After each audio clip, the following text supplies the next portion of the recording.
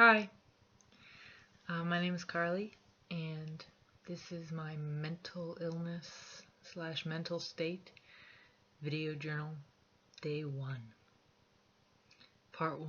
I don't know that I'm going to do it every day. So I don't have any format for this. I guess I just want it to be kind of like a diary, because I've been thinking a lot this time around,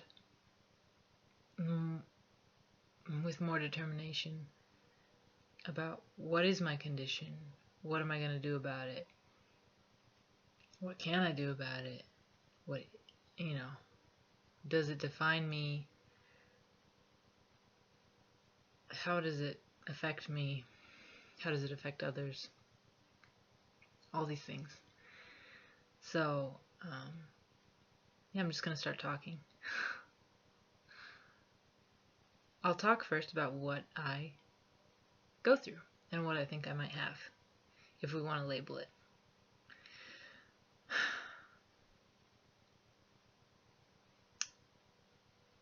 Since I'm gonna really have to look back at my journals, because I started writing a journal when I was 16, and I'm not sure if this condition started before or after I got fibromyalgia, which is a chronic illness involving chronic fatigue, chronic brain fog, and chronic pain, and that came when I was 19. But I have a feeling that even though I was very much a joyful and happy person before that, some of these symptoms might have been popping up around 14 to 16 years old. And that would be something to look into.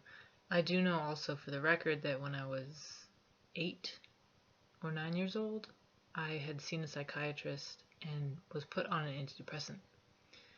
So there must have been reason for that way back then. And I know when I was put on it, I said I felt too happy, which was interesting. I wanted to get off of it. Okay, so now, since I've been about 19, when I got fibromyalgia, that really triggered, at least, a very depressive state in my life that I have not recovered from. I've had periods of high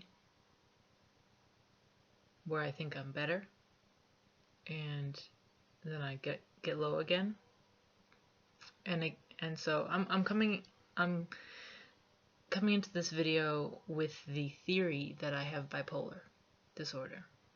It's just a theory because I haven't been officially diagnosed. I did hear from a doctor about 2 years ago that I had early signs of bipolar, but it wouldn't be really firmly diagnosed until I was maybe around 30 years old. I'm not sure. I gotta research that, what that's all about.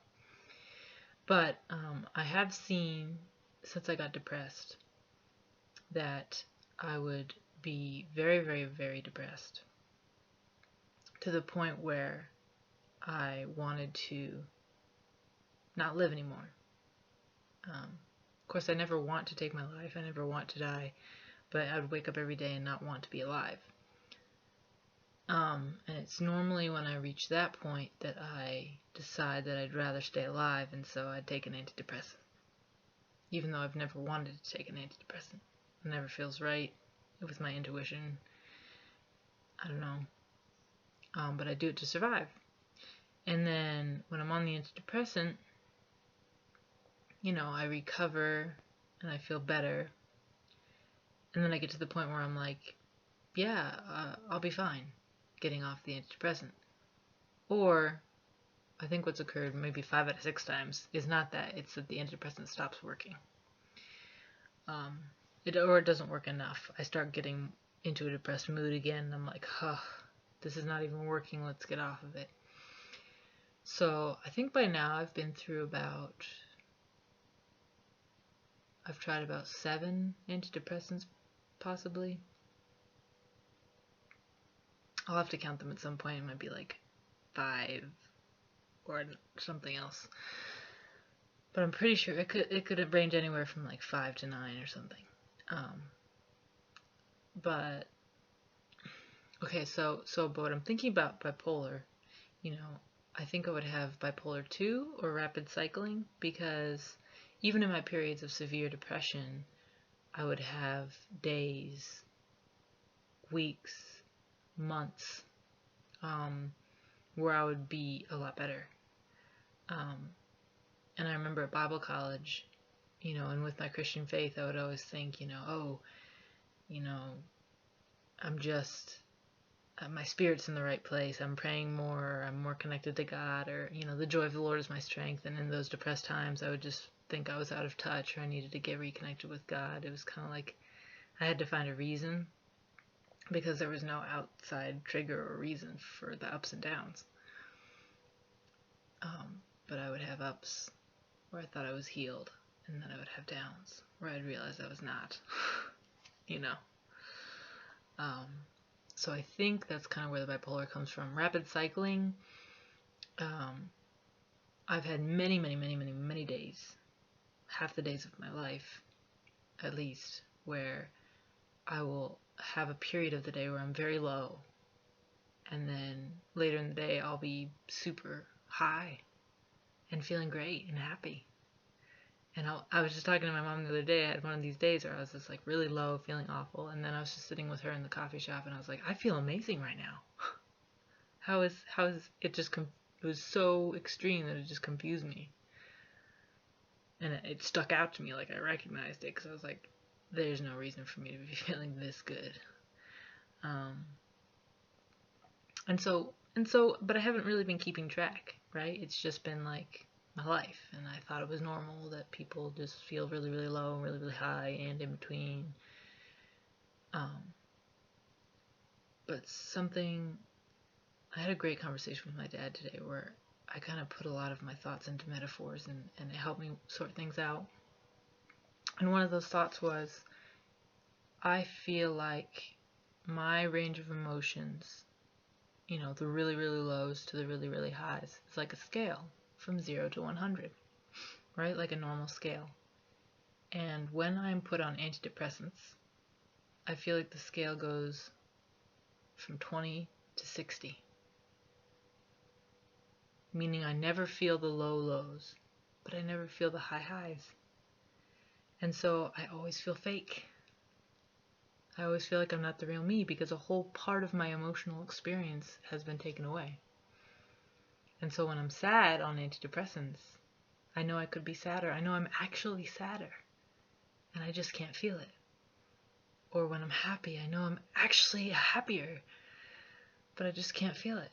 I'm just in this kind of like middle ground. It's, 20 to 60. So there's still a range, but it's not the range I'm used to. It's not my natural range, even if that natural range is unhealthy, which I don't even know.